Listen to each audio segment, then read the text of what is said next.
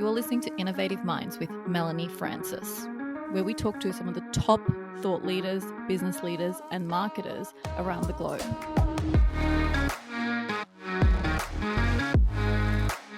Tune in every Thursday and spark your mind. And now, let's get into it. Welcome back to Innovative Minds. I have a very special guest with me here. She is posting a lot about attribution, and she's one of sort of the only female sales people on LinkedIn that I've really come across, because most of it you see is male, and she's really out there and punching some really great content out. And she caught my team's eye while she's been doing it, and I'm really excited to have Laura Erdem. I don't know if you've heard of her, but she is an AE at Dreamdata.io, and that company is doing some incredibly cool things, which I'm sure we're going to get into as she touches on some cool topics on social selling. And potentially, I would think we're definitely going to be talking about her content and how she's getting so much volume out, which I always get to touch on. So I'm really excited to have you, Laura, here to talk about attribution, social selling, and also your content journey. Mallonie, it's such a pleasure to be here. Thank you so much for inviting and for going through the content that we're going to talk about. Thank you. It's a pleasure. Well, I'm super excited because the last couple of hours have just gone and spent sort of going through all your content for the last 12 months. I really do love your content. I love the variation that you're doing and so forth.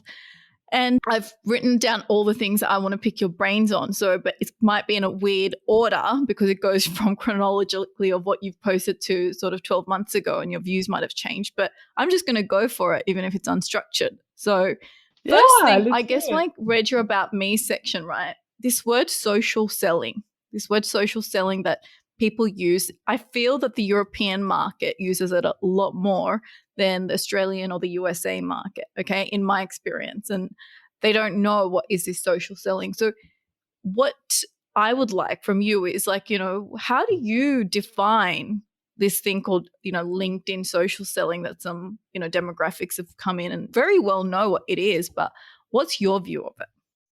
So interesting you say that. And thank you so much for acknowledging it. It is there is a lot of content out there. Thank you for reading it. It's interesting, I think, that I so far still think that Europeans are behind on using LinkedIn as, for example, when you compare Americans, how the way they do it, the way you're coming out on LinkedIn, the way you are. In addition to that, you speak a little bit about what your company does, or at least what your buyers care about. And well, social selling for me, then I always knew that LinkedIn is the place to be if you work in B2B SaaS. I've been in B2B SaaS all my career. And to start with, it used to be like a place to hire better people to your company, to be exposed with that, speak about what you love about your company, and usually reshare the blogs. I used to work for Gartner, and you think, oh, Gartner, everybody loves their content because it's so clever. And then you just reshare it and think, oh, you're going to love this. Nobody does. Because it's if you really wanted to read it, you would go on their website and then would find it. Right. But then as soon as I joined Dreamdata, it has shifted. Could be because we are selling to marketers most of the time, and marketers are out there on LinkedIn. And if you just reshare the stuff that your company thinks is very good and very well written, nobody cares because marketers are bombarded with messages. There's so much content created for them and so on. So it's both like a curse, but also a positive thing. Because if you were working in a niche and we're talking about social selling or social prospecting on LinkedIn within a specific niche, it would be easier to stand out. For us, we have to really spread out in various topics, be the way we are and so on. It's use a lot of energy to be relatable, but also findable on LinkedIn. So social selling for me is putting content out there that people care about, people that I sell to care about. So I'm in sales. You acknowledge that. So I'm not in marketing just to spread out some information and come and love it and so on. I have to be relatable that when people take a call with me, they know it's the same person they have seen on LinkedIn. So I'm social out there, showing my personality, but at the same time, I'm still selling. because I'm Yeah, right. speaking about the problems that my prospects care about. And without possibly mentioning too much of the company itself, I'm bringing value to the people, then it's easier to do prospecting afterwards. Got it. I love the fact, you say, you're actually selling. And okay, the bit about social is like we're being social, right? I kind of Yeah. can get that. We're being social with each other. Like maybe if I saw you at a social event, I can understand whatever we would chit chat about. If it was a social event that was professional, whatever we would socially maybe share, like, hey, what are you up to? Like I did this, da da da. And then we'd get to the selling part as well, which is like, hey, by the way, I do X, Y, Z.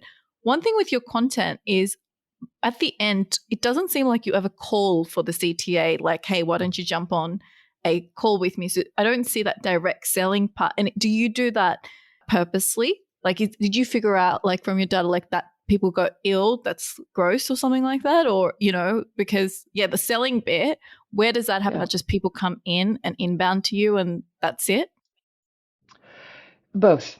So for marketers, as I mentioned, they see you through. It's like when your content is like this, it's like, Yeah. oh, then book a call with me. And Yeah. that's like, I see that. So you did Yeah. all this message and only because you wanted to book a meeting. So this is not social. This is kind of Right. a packaged post that you thought, oh, our company is so fantastic and we do this. And maybe I think it's relevant for you, book a call. This Yeah. is Right. even a bad cold email. So Right. to start with, Yeah. you warm them up, just like you're speaking about the social event. So imagine you earn the right to speak to somebody. This is coming from Zoe Zarhart. I really need to mention that from Mm-hmm. Speckit. What she's saying, it totally makes sense. You earn the right to speak to a person one-on-one in public. So if we're at a social event and let's say I'm on stage and I'm Mm-hmm. presenting something and you're asking a question, say, oh, Laura, how do you do this? And I would say, Mallonie, let's take it offline and come here behind the scene and let's talk about this. This is Yeah. weird. You have to answer the question. You have to talk to the person. You're coming out possibly also in another group of people and talk about the same topic. And then when Mallonie thinks, oh, okay, so I need this demo for me and for my manager, you're going to Mm. ask for it. I Yeah. have ways to get into this. All of the people know about them, but it's like Mm. nobody's talking about that too much. But I would softly wrap it into moving it into a conversation. So I post the some content. Let's say somebody comments on it. I never jump in and say, "Oh, now we're gonna have DMs and let's talk one on one." So no way. Like I'm Yeah. gonna comment back on the post itself. Wait a little longer. They're gonna see more of my content. So it's kind of prospecting one to many. And Yeah. then later, when I feel okay, so the company is matching our ideal customer profile, seems like this company is growing and would need an attribution solution, then I would go back and say, hey, Mallonie, so what you have communicated so far on the post that I wrote or something like that. It's like, usually companies your size have a mess like this. Is it worth a chat? Yeah. Something really relate, or sometimes just ask a question, not even ask for that demo. It's like, okay, so you commented this, how do you Yeah. approach this there? And they would say, oh, Yeah. we do this and this and that, and then you kind Yeah. of continue the conversation. It might, to begin with, I was very skeptical about it. I was thinking, but this is like fake friendships. Mm. It's like Mm. you have to wrap it in, you have to wait Mm. for it, and then later when it's ready, say, now you jump. It's like, Yeah. but Yeah. but it feels so much more natural because this is how you have a normal conversation. I'm so curious to know if Dream Data gives you the data of the commenters and if they consecutively commented. I've been No. wanting, no. So you are sitting there and just taking your notes, right? Yeah. So, So, well, Dream Data maps out all of the digital touches on your website or from your right. CRM. So, what happens on LinkedIn is LinkedIn owned. And kind of, unless the people click on that link that I share, that I normally don't. So, we are not able to attribute that. Yeah. And it's kind of Right. the fallacy of it as well. You're thinking, oh, so an attribution solution cannot measure what they're doing on LinkedIn. Well, we know it's working because people are Yeah. coming direct, people are coming from social and stuff like that. I know. This is the biggest. I mean, I see how active Dream Data and how you guys are so invested into LinkedIn as, a platform to, speak up. And I'm like, so who's going to do it? Because if it's not you guys, it's going to be me soon because I just can't anymore hold on.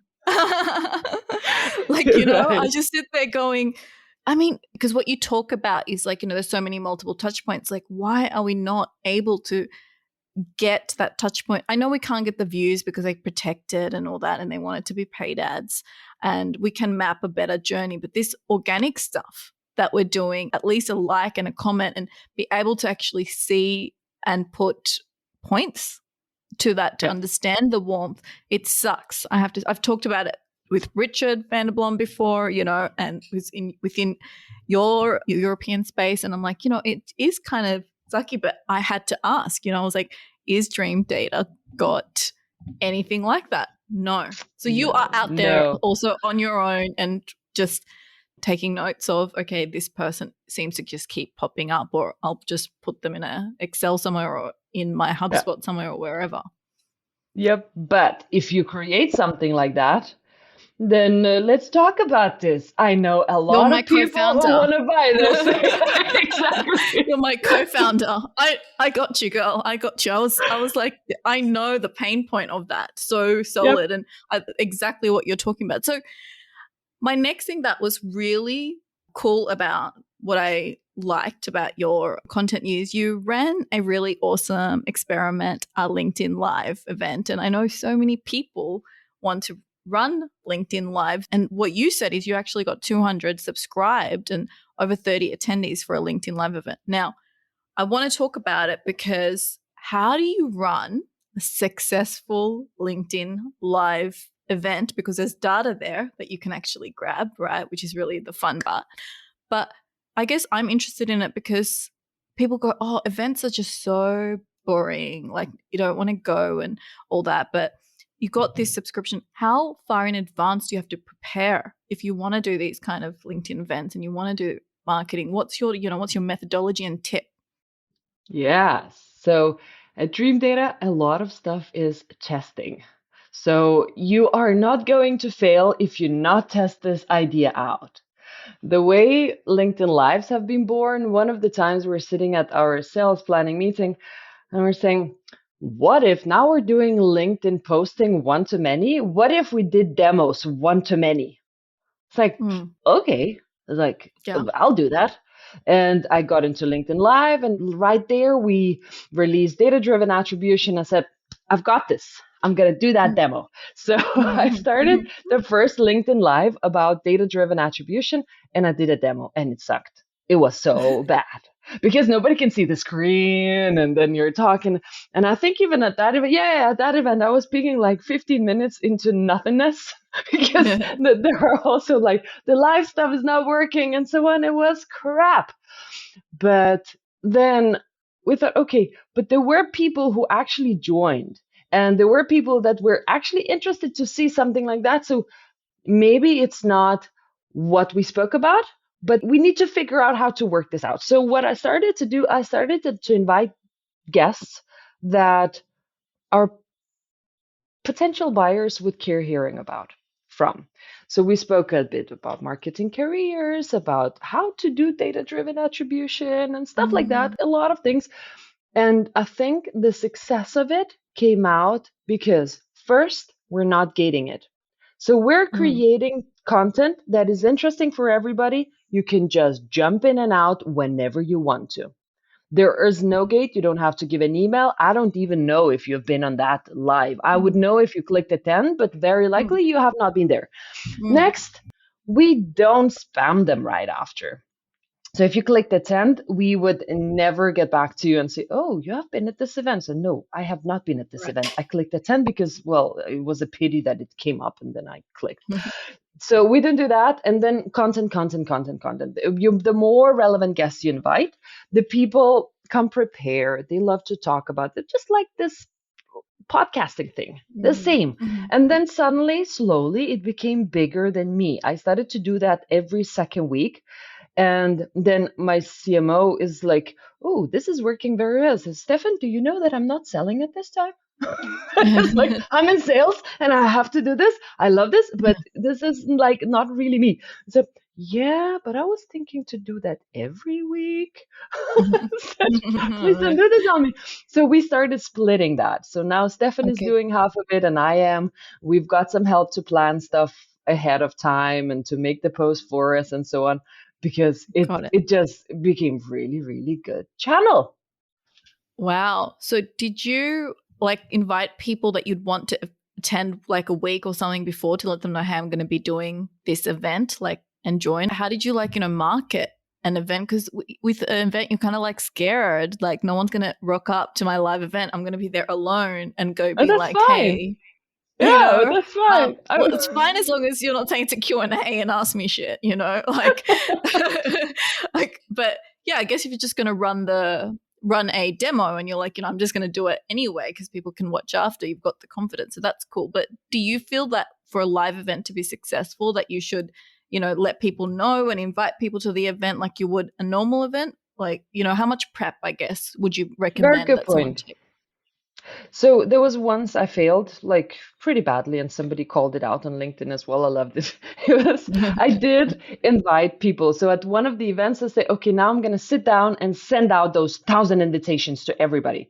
And you don't really target it too much. You like target, Mm, okay, I want to do it for the US and for Europe, and people have to have marketing in their title. And then you just mark sure. everybody, do, do, do, do, do, Yeah. 1,000 people out and it didn't Yeah. seem to work. Then I clicked out one more time and it sent out 2 invitations to people. People got pissed.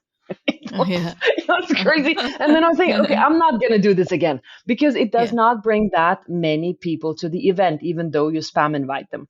So we create posts about it, speak about the topic several times so people join Mm. it as well. And if there are some specific people that I really know they're interested, the other week we spoke about social selling. I spoke with my colleague Yeah. about it. And I know companies that are looking into that. They asked me to present for them and said, oh, come over to this one because you want to hear about her. Then it's targeted, then it's perfect. Otherwise, we don't invite. Usually we get around 100 people nowadays to click attend and around 50 of them appear on the event. This is amazing stats. The stats that you had was, I think it was 230 appeared. It Yes. was because I spammed invite them Yeah. at that Yeah. event, I That's think. fine. Yeah. Yeah. Yeah. Got it. Got it. It's, yeah, because I guess, so you post. One thing that's really good about your content as I watch it, like you really spend a lot of time, I believe, because I've seen some of your other posts, where you really get the hook right. The hook is really strong. Either it's like how you do X, or you start really strong with a caption that, it's very thought leadership style. It's very much like, I'm going to educate you on this, but you really understand that pain that person's doing. And I don't know how many times you work it, because I've seen some of your videos where you're like, no, this is boring, this is boring, this is boring. Like I've seen you ideate. And I want you to share, like, what's the process to get such strong hooks that your content particularly has? Thank you so much for calling this out Mhm. because I don't think that I started with it. That's where you ask, like, sharing the tips. You just have to get out there and do it. So my start of social selling was really bad, a lot of bad content. And some videos are also bad and boring too. But the more you do it, the faster you figure out, okay, so this is how you should be doing it because people are reacting to it. And well, there has to be a hook for videos. It helped me to go on TikTok. My TikTok content is crap. Don't go there. But it Mhm. helped me to go on TikTok and to figure out, okay, if I was to create this message in 40 seconds instead of 2 minutes, what should I say? What do I Mhm. cut out? It's like even the smaller breaks or anything, it helped to create better videos that are so condensed and then people consume it much faster because you have to think the way people consume LinkedIn content, they consume it just as they consume TikTok and Facebook, and Mhm. nobody consumes Facebook anymore. Mhm. But it's Mhm. like you scroll. I said, oh, interesting. Okay, let me read a little bit. You scroll. So the Mhm. more you appear on their screen, and the more there is like that interesting message that, oh, this, I want to read this, or no, she's biking and taking a video, okay, I want to watch this. Because then you're kind of Yeah. a little bit curious, you possibly will never remember what she spoke about. But then the next time she makes a video on the bike, maybe you will listen to it. So it's like the compound Got it. stuff that is happening on top of it as well. One thing I do is I now have started going when someone asks me a question, like my client or something will be like, "Hey Mel, like, do you think like I should post, within 8 hours of you guys posting for me? Like, if I post, is it okay?" And I'll be like, "Okay, I'm going to grab that comment and put it straight away into my Sana backlog of ideas, like, because they're the things that other people will care about. Are you sort of sitting there and banking ideas as you hear them and putting them in your notes or somewhere like that to get that output?" I do. I've got just the notebook on my phone. Sometimes Yeah. I run a lot and I listen to podcasts while I run. I would need to stop the run and then write something down and then, okay, run further. You wouldn't post it, but it's like a quick idea of something. And especially if you think the idea is good now, could be that it's not. But then 2 days after you read it, so, oh, right. If I spin it like this, it's going to be cool. So it's really important to log stuff in. That's how your creativity is going to work as well. Okay. When it comes to creating such volume of content, some people might say you've got a full-time job to do as well, right? And then you're trying to put, like, people feel like, okay, how the hell do I get out that much content? Because I still got to do a job. Okay. Like, I've got to sell, for God's sakes, like sell and be on meetings, or like, there's almost a guilt sometimes in salespeople. And that's so back in the day, like the companies that don't get it. But I tell my salespeople, like, I want you to create content. We have Fridays and any other days, but there's this guilt that is in people that they feel that creating content takes a lot of time. And then they feel like maybe I should be talking to people in that time, or maybe I should be doing XYZ. Am I taking too long to create the content? So the volume is sometimes difficult to achieve, and volume is important at the beginning as well as you're trying to figure out your identity and your messaging, as you said. How do you get this much volume out? There are a lot of things in this one. So the first and far most important thing about it is support from your leadership. Because that guilt comes not from you.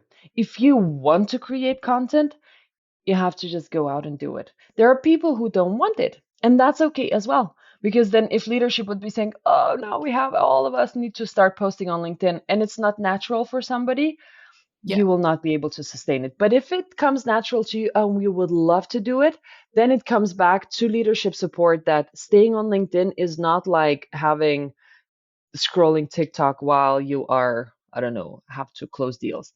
Mm. But this is content creation, this is work. This is demand generation in a big scale. So for me, it's outbound as well. Mm. So Yeah. if I think about it like that, it's much easier to do it. And if you've got a lot of colleagues as well who are in the same boat and do the same thing, then the compound thing is crazy because people have heard about you before they even book a demo. They have been reading about your content and so on. And how do I get so much content out? Going back to this question. So I'm not alone. To start Mm-hmm. with, all the content that is Dream Data related is usually inspired by our content writer. He's amazing, writing so many good blogs and content pieces and so on. On the bad days or busy days, I pick up a blog post, sit down and say, this half an hour, I'm chopping it off to 5 content pieces and I'm scheduling this. Then it becomes a Cool. topic. The next thing I do, we all do, we Mm-hmm. copy and paste each other's content. There's no shame in this. It's like, Mm-hmm. Stefan, today I'm copying your post and I'm just reshuffling a sentence or two, sometimes not even doing that. Nobody can see it. Next Awesome. thing we do is we support each other doing that as well, because then sometimes you have a hard day. It's difficult. You have Mm-hmm. to get out of there and do it. And then I know what brings me energy back. If I create a cool video, it's like the other day, I think it was on Friday where I did the biking video. I was like, this video, oh my God, I'm so stupid and so crazy. I was biking and doing the video and I filmed like this, like that, and shipped it off. I got so much energy back. So controlling that as well helps me too. It's like I know this is going to be amazing. People will like it. Maybe they will not like it really like it, but they will see my face and they will see how it is that I'm communicating, and it will bring me both the returns but also the energy back. I really like your videos. I think it's cool how you do it, on the cuff. And do you use TikTok, or do you use, Instagram and look and shoot the video, and do you then auto subtitle it on the platform, or are you shipping it off to a video editing team to help you out? I used to put it onto TikTok before, but I figured out that they're not TikTok good enough. It's like I'm not creating the audience that Yeah, that right. is like worthy of that. So I shoot my videos on the go, and I cut it almost on the go as well with the CapCut. I cut it off, add the subtitles, done, and it's out. So it takes me usually, if I'm not on the bike, usually it would take me around 20 minutes to shoot, cut, add subtitles, ship it to LinkedIn with a message, max. If it takes more, it's not worth my time. The next thing about what really captivated me was you talked about you went from 2,000 to 11,000 followers in 12 months, right? And you don't use a strategy like some other influencers I've seen who say, follow, make sure you tell someone what to do after they've read your post. So, to go and grow so quickly. Looking back now, what do you think drove that? Several things. So, content that I'm creating is attracting people to follow because they think it's cool. Most of that is sales who are following me, Mm-hmm. like when they really follow, because marketing, they can't see that I am trying to sell. But some of them is like they do follow, but salespeople follow just to see the process, how it works. That's fantastic. I talk a lot with salespeople as well in other companies how to do it and so on. And then, well, I actively max out 100 connections every single week. Every salesperson Sure. has to do it. Connecting with your ideal customer profiles. And because I am a creator on LinkedIn, I have the luxury of not sending a message when I'm connecting. People do Yeah. connect with me because they can see that there is content behind it. So you can expect that there is no pitch behind it. And there's never a pitch. If a person's Yeah. like, I really, really want to reach, I will write something personal after they have connected. Something fun, something like very easygoing, and do nothing more. Now, enjoy the content. If you like it, I know you're going to come. So Got it. that's what it grew it through. Then LinkedIn Lives are also attracting a lot of followers. So every time I run a LinkedIn Live, a lot of people come and start following because of the content as well. But everything is about the content. And I don't add the call to action, oh, follow me or hit the bell Mhm. to read my notes. If you want that, you will do it. And as soon as I hit that 10,000 mark, it started not to matter how many followers you have. The important thing is that people are engaging on your posts and they think they're valuable. And as long as they are, then all that followers count is going to grow further very naturally. Got it. Yeah. Because do you remember back in the day when LinkedIn allowed you to connect with 100 a day? The golden days? Oh, yeah. I You could remember. grow because you could back then you didn't really need that good of a content because you could rely on the volume of just connecting of with 100 people. So it was much more easier as well back then to get followership and all that, because you're like, yeah, well, I'm just going to connect with 100 people. And but the game has really changed Yeah. to Yeah. you have got no option. Like, this is a content game, right? Like, now I feel like it's even harder to get that level of followership, whereas last time it's like all you have to do is just do some outbound and present. If you're presenting even like decent or even good, decent, like, you're gonna connect, right? Because no one had worked it out. But the game is so different, right? Like, now it's so about content, It content, is. content. Thank you, LinkedIn, for that. I think it's a good move. And if I had a chance to send out 100 connections every single day, I wouldn't do that anyway, because that becomes a volume game, and it's icky. And this is the part of my work that I hate. I hate doing stuff that is repeatable, even though you know that it works, but you repeat every single day. You're going to get good at it. You're going to get that following. It's like, oh, I want to do something else. So, Laura, I really loved this particular post. It shocked me because, I've had Chris Walker on here. He was my third ever guest, right? And I was like shitting myself because I was not hadn't done podcasts, but I'd booked him as my second guest ever. Yeah, it was my third guest, and my second one was Richard, and I had no idea. So, he is always talking about self-attribution. Then I also had another person come on and just went, God, I can't believe someone just keeps talking about how did you hear about this all the time as a thing. That's so 10 years ago. And it was kind of funny. And I went past, so I love it when I see someone that's, challenging a bit. You didn't just challenge it, you kind of really hit the nail on the head for me. And you said we tested self-reported attribution. The results were close to useless. It was a really significant moment for me when I came across this particular post. So I went through a lot more of your post and really discover and understand your point of view. And I think it's really strong point of view because we have a pretty strong influencer out there that is, totally going and promoting that very thing, who you also are very connected to it, I can see, because people actually say they heard about Dreamdata from Refine Labs itself, right? So I think it's awesome to have such a strong viewpoint because it challenges strong influence there. So let's talk about that. Let's talk about why how did you hear about us is not enough, and when does it get to a point it's not enough? When does a company really need to, go deeper? Maybe it is enough. I challenge you for a certain point in your journey as early stage startup. Maybe you start there, but obviously, as I'm experiencing, as you start to really put on multi-channels, when it's one platform or two platforms, you can kind of go, okay, I got it from here.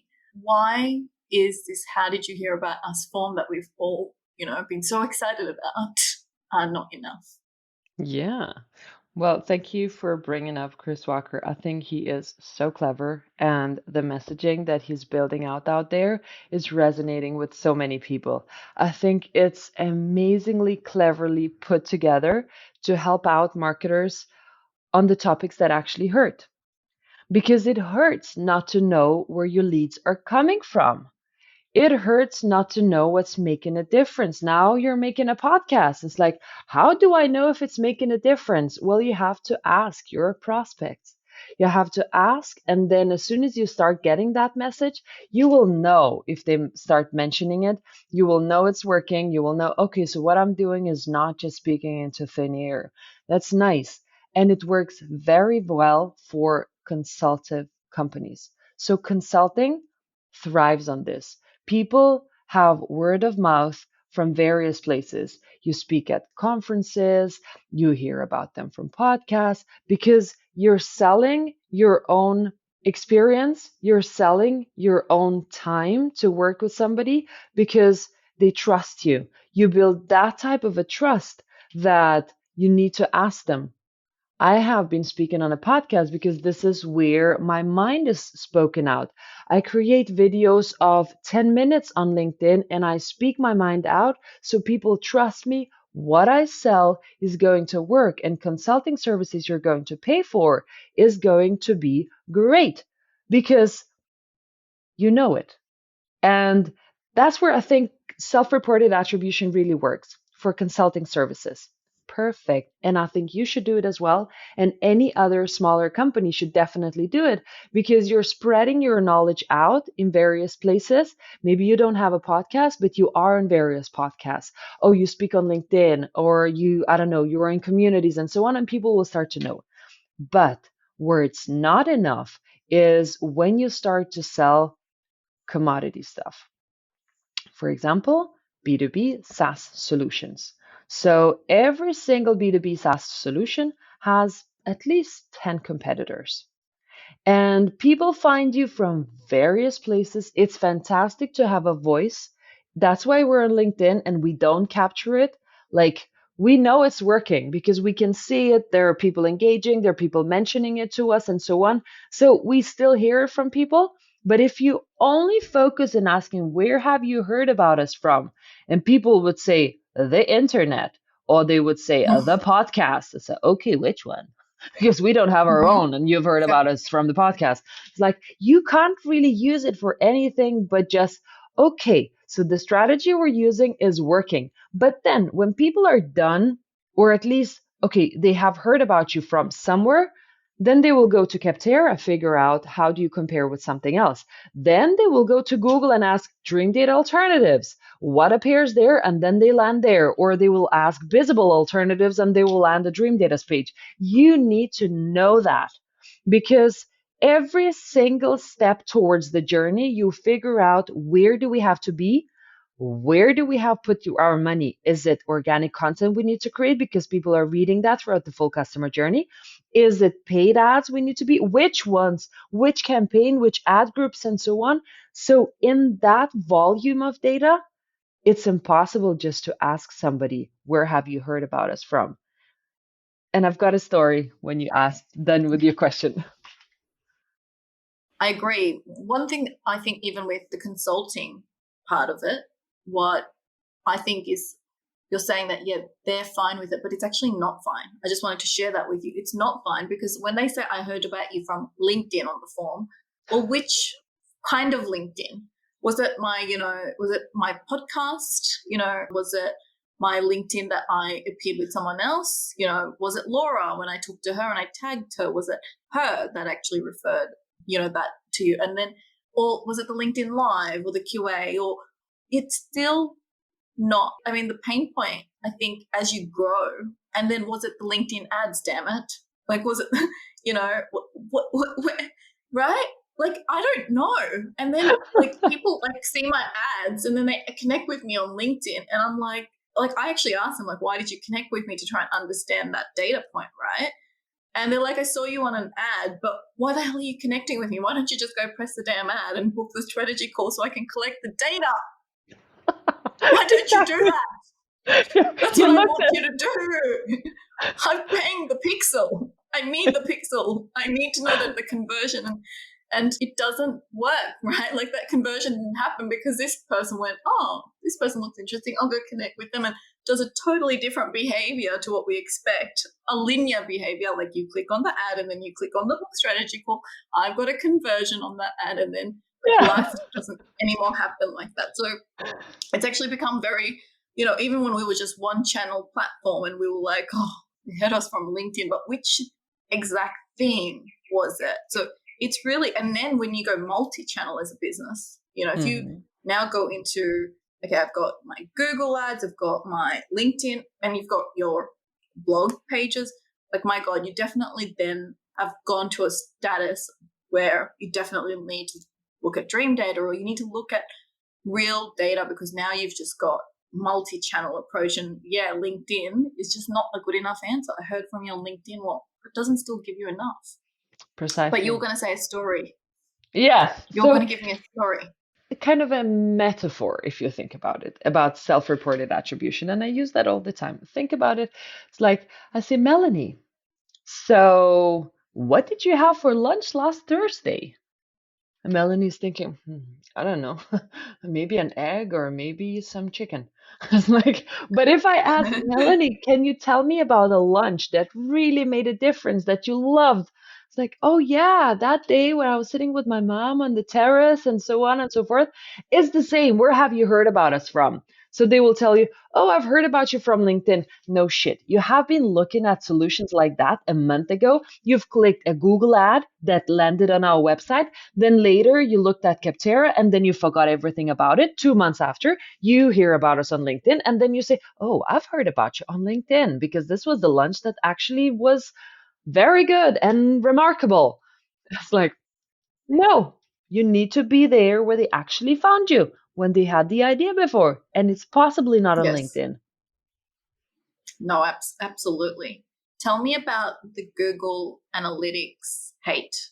So I saw that you just said, goodbye to Google Analytics.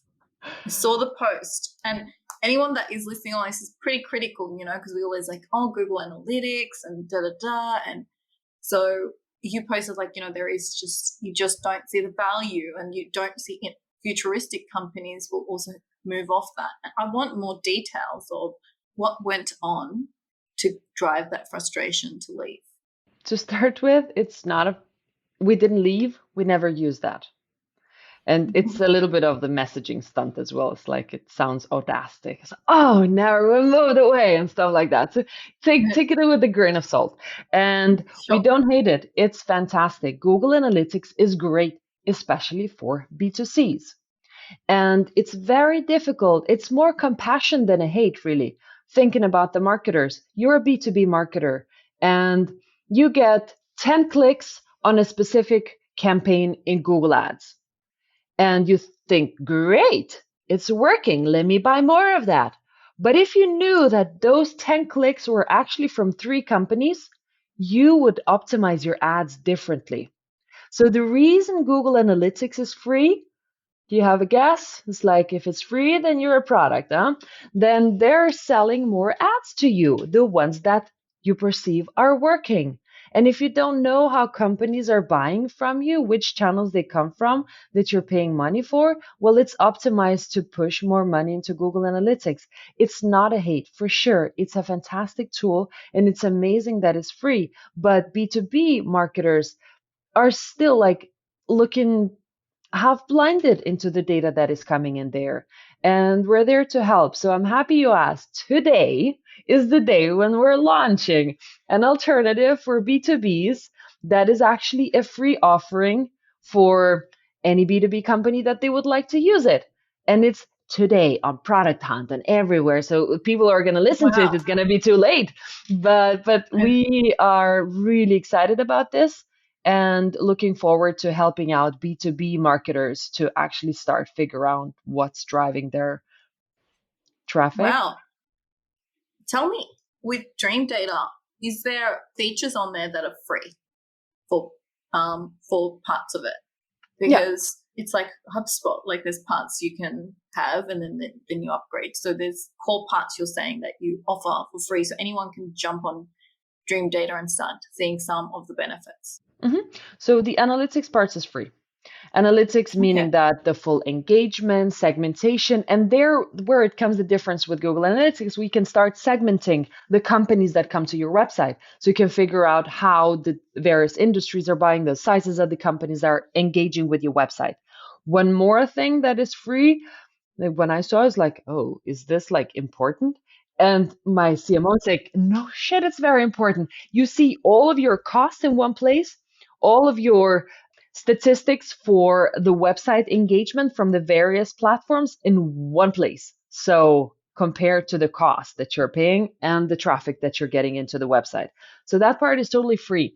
And with a free offering of Dreamdata, you get 2 weeks of testing out if you want to connect a CRM to it.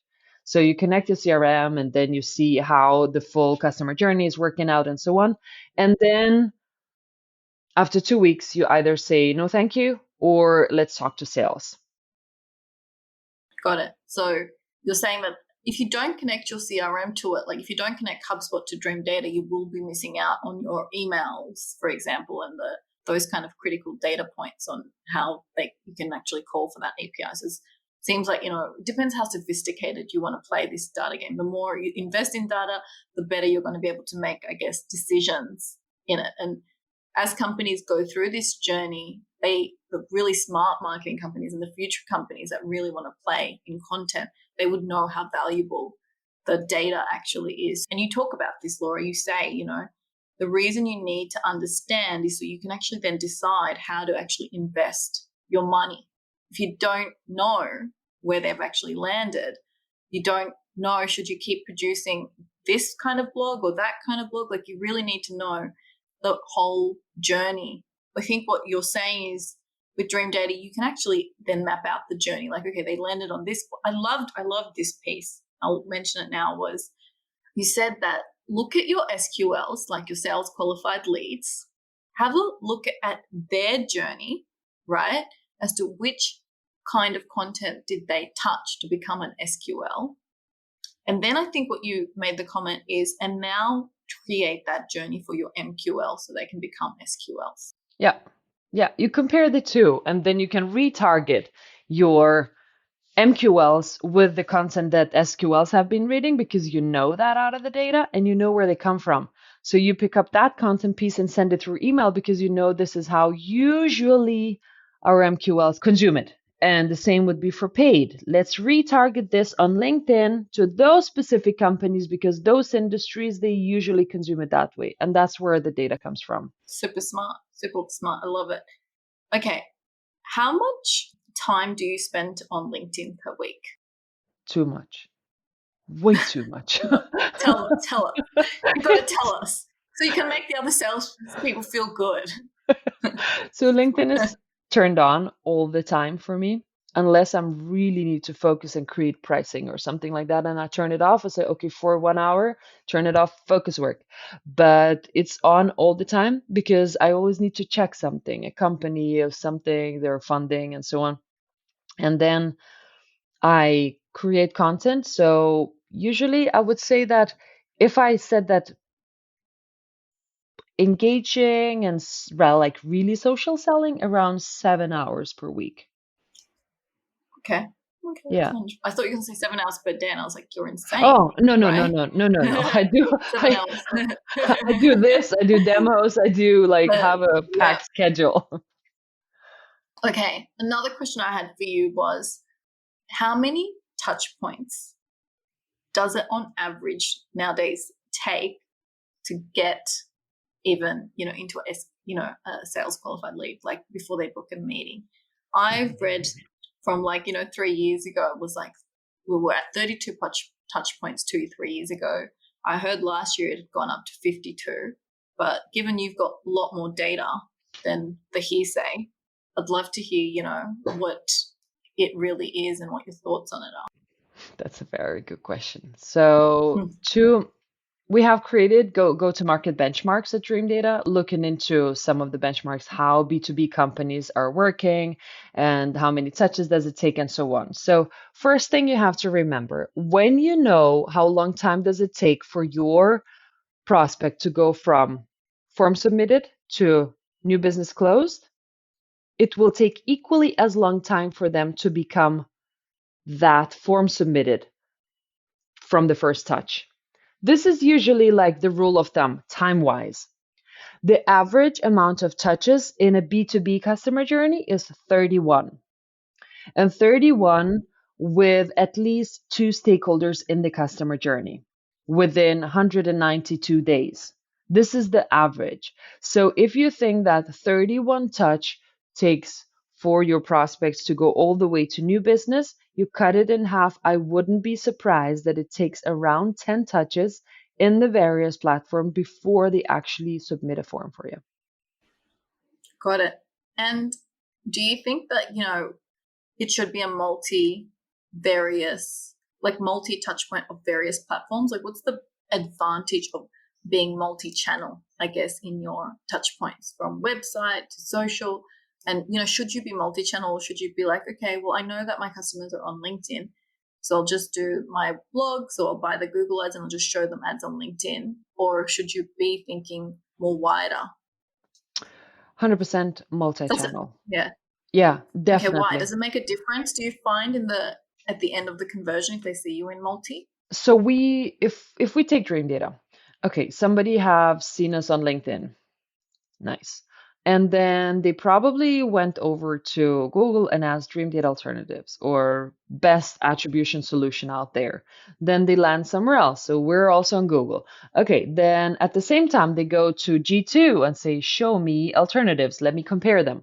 So more and more of the funnel, that first there comes awareness, like teach, tailor, take control. You teach them first about what you're doing on LinkedIn. You tailor the ads according to what is it that they're usually looking for. And then you take control by taking over the sales process together with them and help them out buying the solution. Really, maybe it's not the right one, but then you help them out to figure out, is it the right solution for them to go with? So 100% multi-channel, because it will match the various stages of their awareness as well about the solution that they need.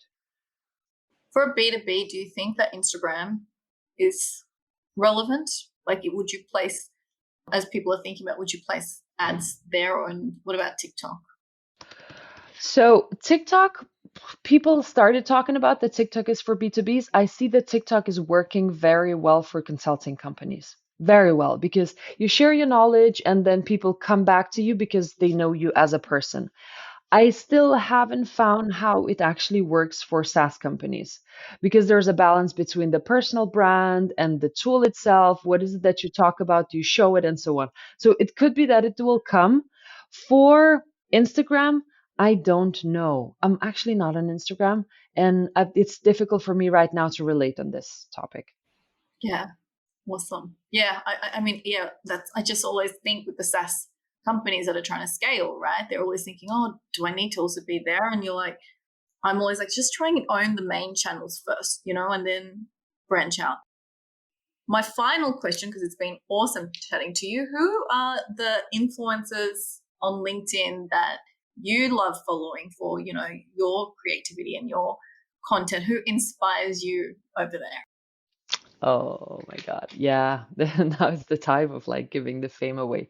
So I really do admire Chris Walker. I do. Mhm. And we're not friends yet, but I do admire his work.